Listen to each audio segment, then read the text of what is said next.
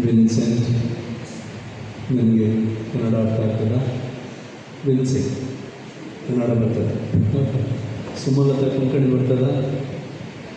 ಬರೋದಿಲ್ಲಮ್ಮ. ಅದರಿಂದ ನಾನು ಸ್ವಲ್ಪ ಹೊತ್ತು ನಿಮ್ಮಲ್ಲಿ ಕನ್ನಡದಲ್ಲಿ ಮಾತಾಡ್ತೇನೆ ಆಯಿತಾ? ನಿಮ್ಮಲ್ಲಿ ಮಾತ್ರ ಕನ್ನಡದಲ್ಲಿ ಪ್ರಸಂಗ ಕೊಟ್ಟು ಅಷ್ಟೊಂದು ಪ್ರಾಕ್ಟೀಸ್ ಇಲ್ಲ. ಆದರೂ ಇವತ್ತಿಗೆ ನಿಮಗೋಸ್ಕರ ಕೆಲವು ವಿಷಯಗಳನ್ನು ಹೇಳಲಿಕ್ಕೆ ನಾನು ಪ್ರಯತ್ನಿಸ್ತೇನೆ. ಯಾಕಂತ ಹೇಳಿದ್ರೆ ನಿಮಗೆ ಪ್ರತ್ಯೇಕವಾಗಿ ನಿಮ್ಮಿಬ್ಬರಿಗೂ ಇವತ್ತಿನ ಏನು ದೇವರ ವಾಕ್ಯದ ಸಂದೇಶ ನಿಮ್ಮಿಬ್ಬರಿಗೂ ಸರಿಯಾಗಿ ಗೊತ್ತಾಗಬೇಕು.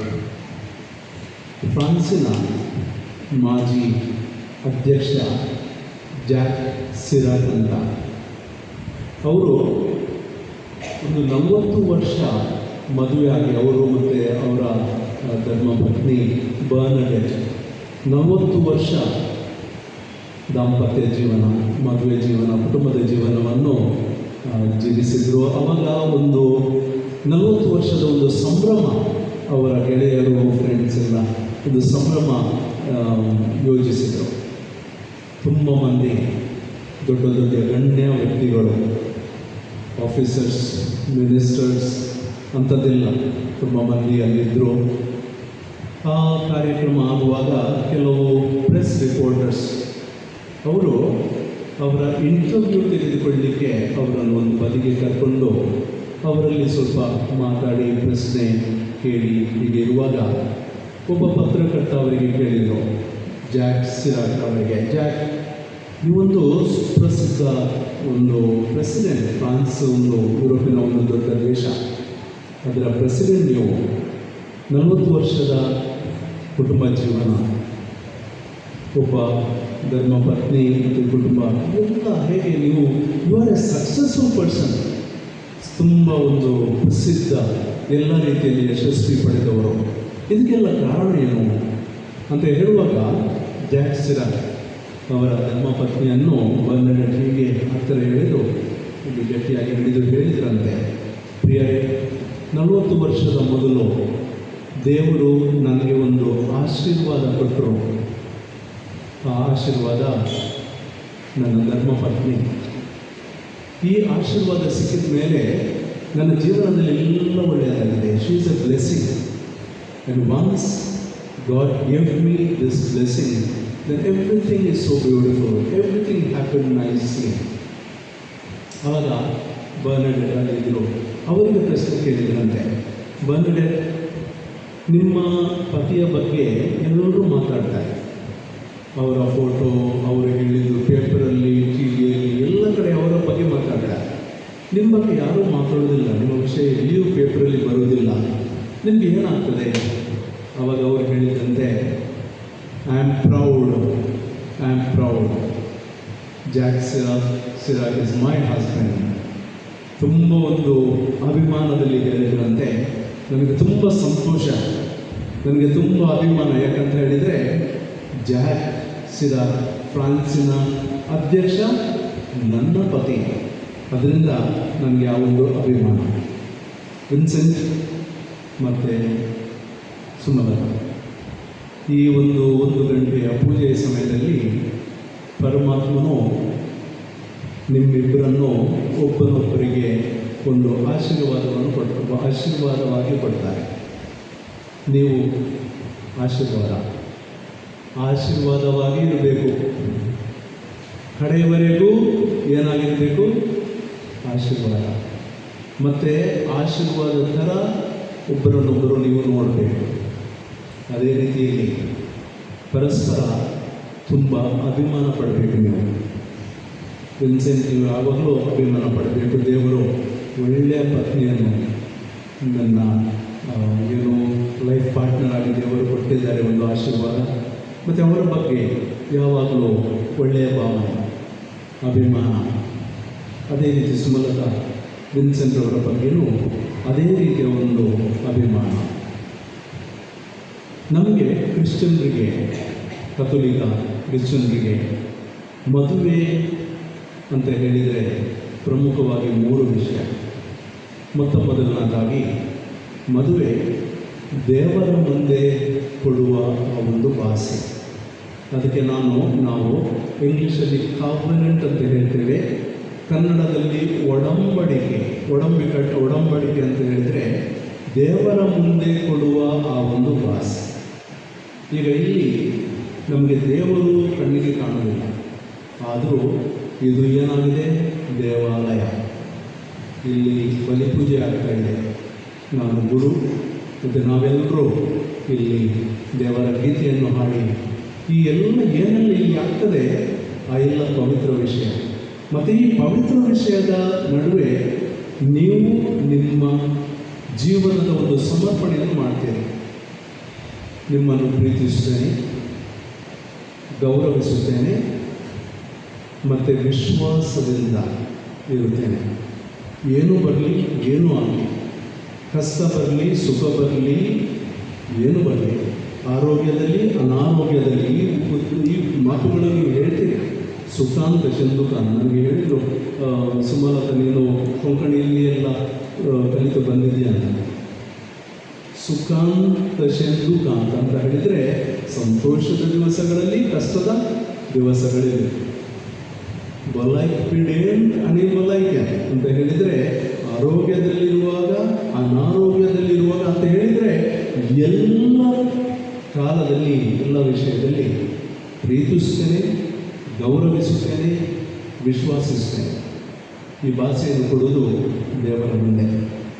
ನೀವಿಬ್ಬರು ನಿಮ್ಮ ಬಲ ಕೈಯನ್ನು ಹಿಡಿದು ಈ ಭಾಷೆ, ಈ ಪವಿತ್ರ ಆ ಶಬ್ದಗಳನ್ನು ಉಚ್ಚರಿಸುವಾಗ ನಮ್ಮ ಕಣ್ಣಿಗೆ ಕಾಣದ ದೇವರು ನಿಮ್ಮನ್ನು ಆಶೀರ್ವದಿಸ್ತಾರೆ ಮತ್ತು ಅವರು ನಿಮಗೆ ಭಾಷೆ ಕೊಡ್ತಾರೆ. ನಿಮ್ಮೊಟ್ಟಿಗೆ ಕಡೆಯವರೆಗೆ ನಾನಿರ್ತೇನೆ ಮತ್ತು ನೀವು ಅವರನ್ನು ನಿಮ್ಮ ಕುಟುಂಬದ ಆ ಮದುವೆಯ ಸಂಬಂಧದಲ್ಲಿ ಅವರನ್ನು ನೀವು ಯಾವಾಗಲೂ ಬರಮಾಡಬೇಕು. ಹಾಗಂತ ಹೇಳುವಾಗ, ಮದುವೆ ಅಂತ ಹೇಳುವಾಗ ನಮಗೆ ಅದೊಂದು ದೇವರ ಮುಂದೆ ಕೊಡುವ ಭಾಷೆ. ನಾಳೆ ನಾಡ್ದು ಪುನಃ ಅದನ್ನು ಮಾಡಬೇಕಂತ ಭಾಷೆ ಕೊಡಬೇಕಂತ ಏನಿಲ್ಲ. ಇವತ್ತು ಒಮ್ಮೆ ದಿಸ್ ಇಸ್ ಎ ಪರ್ಮನೆಂಟ್ ಏನು ಹೇಳ್ತೀರಿ ನೀವು, ಅದು ಶಾಶ್ವತ, ಪರ್ಮನೆಂಟ್. ಇವತ್ತು ಇಲ್ಲಿ 1 ಗಂಟೆಯಲ್ಲಿ ಪೂಜೆ ಆಗುವವರೆಗೆ ಹೊರಗೆ ಹೋಗುವಾಗ ನೀವು ಗಂಡ ಹೆಂಡತಿ, ಪತಿ ಪತ್ನಿ, ಶಾಶ್ವತ, ಪರ್ಮನೆಂಟ್. ಆ ಭಾಷೆಯನ್ನು ಹಿಂದೆ ತೆಗೆಯಲಿಕ್ಕಿಲ್ಲ. ಏನು ಬಂದರೂ ಏನಾದರೂ ಯಾವಾಗಲೂ ಈ ಒಂದು ಚಿಂತನೆ ನಿಮ್ಮ ಮನಸ್ಸಿನಲ್ಲಿ ಬೇಕು. ದೇವರ ಮುಂದೆ ಭಾಷೆ ಕೊಟ್ಟಿದ್ದೇನೆ. ನಮ್ಮ ಪೂರ್ವಜರು, ನಾನು ನೋಡಿದ್ದೇನೆ, ಪೂರ್ವಜರು ಎಷ್ಟು ಕಷ್ಟ ಬಂದರು ಅಲ್ವಾ, ಎಷ್ಟು ಕಷ್ಟ ಬಂದರು. ಅವರು ಹೇಳುವ ಒಂದು ಮಾತಿತ್ತು. ಕೆಲವರು ಸ್ವಲ್ಪ ಕುಡಿದು ಮನೆಯಲ್ಲಿ ಗಲಾಟೆ ಮಾಡೋದು ಅಂಥದ್ದೆಲ್ಲ ತುಂಬ ಇತ್ತು. ಆದರೆ ನಾವು ಕೇಳುವ ಮಾತು, ದೇವರ ಮುಂದೆ ಭಾಷೆ ಕೊಟ್ಟಿದ್ದೇನೆ. ಯಾರ ಮುಂದೆ ಭಾಷೆ ಕೊಡೋದು? ದೇವರ ಮುಂದೆ ಭಾಷೆ ಕೊಡೋದು. ಮದುವೆ ಇದು ಪವಿತ್ರ. ಇದೊಂದು ಸಾಮಾಜಿಕ ಸಂಗತಿ ಅಲ್ಲ. ಸಾಮಾಜಿಕ ಸಂಗತಿ ಆದರೆ ಇವತ್ತು ನಾಳೆ ಅದು ಆಗ್ತಾ ಇದೆ. ಇವತ್ತು ಪ್ರಪಂಚದಲ್ಲಿ ನಮ್ಮ ಸಮಾಜದಲ್ಲಿ ಅದೇ ಆಗ್ತಾ ಇದೆ. ಆದರೆ ಮದುವೆ, ಲಗ್ನ ಹಾಗೆಲ್ಲ, ಅದು ಪವಿತ್ರ. ಎರಡನೇದಾಗಿ, ನಮಗೆ ಕಥೋಲಿಕ ಕ್ರೈಸ್ತರಿಗೆ ಮದುವೆ ಒಂದು ಸಂಸ್ಕಾರ. ಸುಮಲತ ನಿಮಗೆ ಈಗ ದೀಕ್ಷಾ ಸ್ನಾನ, ದೃಢೀಕರಣ, ಪ್ರಾಯಶ್ಚಿತ್ತ, ಪರಮಪ್ರಸಾದ 4 ಸಂಸ್ಕಾರಗಳು ಸಿಕ್ಕಿದಲ್ವ. ಈಗ ಇವತ್ತು ನಿಮಗೆ ಸಿಗೋದು ಇನ್ನೊಂದು ಸಂಸ್ಕಾರ, ಲಗ್ನ, ಮದುವೆ, ಈ ಸಂಸ್ಕಾರ. ಇದರಲ್ಲಿ ಒಂದು ವಿಶೇಷ ಏನಂತ ಹೇಳಿದರೆ, ಈ ಒಂದು ಸಂಸ್ಕಾರ ಗುರುಗಳು ಅಥವಾ ಬಿಷಪ್ಪರು ಕೊಡುವುದಲ್ಲ. ನಿಮಗೆ ಪವಿತ್ರ ಸ್ನಾನ, ದೀಕ್ಷಾ ಸ್ನಾನ ಯಾರು ಕೊಟ್ಟದ್ದು? ಫಾದರ್ ಕೊಟ್ಟದ್ದು ಅಲ್ವಾ. ಮತ್ತು ಉಳಿದ 3 ಸಂಸ್ಕಾರಗಳು ಫಾದರ್ ಕೊಟ್ಟರು. ಆದರೆ ಈ ಒಂದು ಸಂಸ್ಕಾರ ನೀವು ಒಬ್ಬೊಬ್ಬರ ಕೈಯಲ್ಲಿ ಹಿಡಿದು ನೀವು ಆ ಮಾತುಗಳನ್ನು ಆಡುವಾಗ, ಮಾತುಗಳನ್ನು ಹೇಳುವಾಗ ನೀವು ಈ ಸಂಸ್ಕಾರವನ್ನು ಕೊಡ್ತೀರಿ. ನಾನು ಮತ್ತು ಇಲ್ಲಿದ್ದ ನಾವೆಲ್ಲರೂ ಬರೇ ಸಾಕ್ಷಿಗಳು, ವಿಟ್ನೆಸ್. ಈಗ ಈ ಭಾಷೆ ಕೊಡುವಾಗ ಏನಾಗ್ತದೆ, ನೀವು ದೇವರ ಮುಂದೆ ದೇವರಿಗೆ ಮತ್ತು ನಿಮ್ಮೊಬ್ಬರಿಗೆ ಒಬ್ಬರೊಬ್ಬರಿಗೆ ನೀವು ಭಾಷೆ ಕೊಡೋದೇ ಅಂತಾರೆ. ಇವತ್ತಿನಿಂದ ನಾನು ನಿನಗೆ ಇನ್ನೂ ಒಂದು ಒಳ್ಳೆಯ ಮನುಷ್ಯ, ಒಳ್ಳೆಯ ಕ್ರಿಶ್ಚಿಯನ್, ಒಳ್ಳೆಯ ಕಥೋಲಿಕ, ದೇವರ ಒಳ್ಳೆಯ ಮಗು ಆಗಲಿಕ್ಕೆ ಎಲ್ಲ ರೀತಿಯಲ್ಲಿ ಸಹಕರಿಸ್ತೇನೆ. ಅದರಿಂದ ಇವತ್ತಿನಿಂದ ನೀವಿಬ್ಬರು ಇನ್ನೂ ಪವಿತ್ರರಾಗಬೇಕು, ಒಳ್ಳೆಯವರಾಗಬೇಕು. ಮತ್ತು ಇನ್ನೊಬ್ಬರು ಪವಿತ್ರರಾಗಲಿಕ್ಕೆ, ಒಳ್ಳೆಯರಾಗಲಿಕ್ಕೆ ನಿಮಗೆ ತುಂಬ ಜವಾಬ್ದಾರಿ ಇದೆ. ನೀವು ಏನು ಭಾಷೆ ಕೊಡ್ತೀರಿ ಆ ಭಾಷೆಯನ್ನು ಒಳ್ಳೆಯದಾಗಿ ಜೀವಿಸಿ ಎಲ್ಲ ರೀತಿಯಲ್ಲಿ ಪ್ರೀತಿ ಮಾಡಿ, ಹಾಗೆ ಇಬ್ಬರನ್ನೊಬ್ಬರು ನೀವು ಪವಿತ್ರರಾಗಲಿಕ್ಕೆ ನೀವು ಸಹಕರಿಸಬೇಕು. ಮೂರನೆಯದು ನಮಗೆ ಕ್ರಿಶ್ಚಿಯನ್ರಿಗೆ, ಕಥೋಲಿಕರಿಗೆ ಮದುವೆ ಅಂತ ಹೇಳಿದರೆ ಅದು ದೇವರ ಒಂದು ಕರೆ, ಗಾಡ್ಸ್ ಕಾಲ್. ಈಗ ನಾವು ಹೆಚ್ಚಾಗಿ ಮಾತಾಡೋದು ಫಾದರ್ ಆಗೋದು ಅಂದರೆ ದೇವರ ಕರೆ, ಸಿಸ್ಟರ್ ಆಗೋದು ದೇವರ ಕರೆ, ಅದು ಮಾತ್ರ ಅಲ್ಲ, ಮದುವೆ ಆಗುವುದು ಯಾವರ ಕರೆ. ಈಗ ನಿಮ್ಮ ವಿಚಾರ ನೋಡುವ, ವಿನ್ಸೆಂಟಲ್ಲಿ ಪಾಣಿ ದೇವರಾಗುತ್ತೆ ಅಲ್ವಾ, ಇರ್ಲೇ ಬಿಡೋ ಸುಮಾರು ನಾವು ಯಾವುದು ಬ್ಯಾಂಗ್ಳೂರು ಅಲ್ವಾ. ಏನು ನೋಡಿ ದೇವರ ಮಹಿಮೆ. ಇನ್ನು ಇಲ್ಲಿದ್ದ ವಿನ್ಸೆಂಟ್ಗೆ ಬ್ಯಾಂಗ್ಳೂರಿನ ಸುಮಲತಾ, ಇದೆಲ್ಲ ಯಾರ ಯೋಜನೆ ಇದು? ಹಾಂ, ದೇವರ ಯೋಜನೆ, ನಿಮ್ಮ ಯೋಜನೆ ಅಲ್ಲ. ಯಾರ ಮುಖಾಂತರ ಹೀಗೆಲ್ಲ ದೇವರು ಮಾಡಿ ನಿಮ್ಮಿಬ್ಬರನ್ನು ಇವತ್ತು ಇಲ್ಲಿ ತಂದಿದ್ದಾರೆ. ನಿಮ್ಮ ಜೀವನದ ಆ ಒಂದು ಸಮರ್ಪಣೆ ಮಾಡಲಿಕ್ಕೆ ನಿಮಗೆ ದೇವರು ಇಲ್ಲಿ ತಂದಿದ್ದಾರೆ. ಅದರಿಂದ ಇದು ಯಾರ ಕರೆ? ದೇವರ ಕರೆ. ಯಾಕೆ? ನೀವು ಒಬ್ಬರನ್ನೊಬ್ಬರು ಪ್ರೀತಿಸಿ ಒಂದು ಒಳ್ಳೆಯ ಕುಟುಂಬವನ್ನು ರೆಡಿ ಮಾಡಬೇಕು. ನಮ್ಮ ಧರ್ಮಸಭೆಗೆ, ಕಥೋಲಿಕ ಧರ್ಮಸಭೆಗೆ ನಿಮ್ಮ ಕುಟುಂಬ ಒಂದು ಒಳ್ಳೆಯ ಕುಟುಂಬವಾಗಿ ಅದನ್ನು ಒಂದು ಉಡುಗೊರೆಯಾಗಿ ನೀವು ಕೊಡಬೇಕು. ಮತ್ತು ಎಲ್ಲರಿಗೂ ಒಂದು ಆದರ್ಶ ಕುಟುಂಬವನ್ನು ನೀವು ಕೊಡಬೇಕು. ಅದಕ್ಕೆ ದೇವರು ನಿಮಗೆ ಕರೀತಾರೆ. ಎರಡನೇದಾಗಿ ನಿಮ್ಮ ಮದುವೆಯ ದಾಂಪತ್ಯ ಜೀವನದ ಪ್ರೀತಿಯ ಮೇಲೆ ದೇವರು ಆಶೀರ್ವಾದ ಆಗ್ತಾರೆ. ಮತ್ತು ಅದರ ಪರಿಣಾಮವಾಗಿ ನಿಮಗೆ ಮಕ್ಕಳು, ಆ ಮಕ್ಕಳನ್ನು ನೀವು ಪ್ರೀತಿಯಿಂದ ದೇವರ ಆಶೀರ್ವಾದ ಸ್ವೀಕರಿಸಿ ಅವರನ್ನು ಪ್ರಭು ಯೇಸು ಕ್ರಿಸ್ತರು, ದೇವರು, ಪವಿತ್ರ ಧರ್ಮಸಭೆ ಯಾವ ರೀತಿಯಲ್ಲಿ ಅವರನ್ನು ಬೆಳೆಸಬೇಕಂತ ಆಶಿಸ್ತಾರೆ ಆ ರೀತಿಯಲ್ಲಿ ಅವರನ್ನು ಬೆಳೆಸಿ ನಮ್ಮ ಪವಿತ್ರ ಸಭೆಯನ್ನು ಇನ್ನೂ ವಿಸ್ತರಿಸಲು, ಪವಿತ್ರ ಸಭೆ ಇನ್ನೂ ಪ್ರಪಂಚದಲ್ಲಿ ವಿಸ್ತರಿಸಲು ನೀವು ಕೆಲಸ ಮಾಡಬೇಕಿದೆ ನಿಮ್ಮ ಮದುವೆಯ ಕುಟುಂಬದ ಜೀವನ ಮುಖಾಂತರ. ಅದಕ್ಕೋಸ್ಕರ ದೇವರು ನಿಮ್ಮನ್ನು ಕರೀತಾರೆ.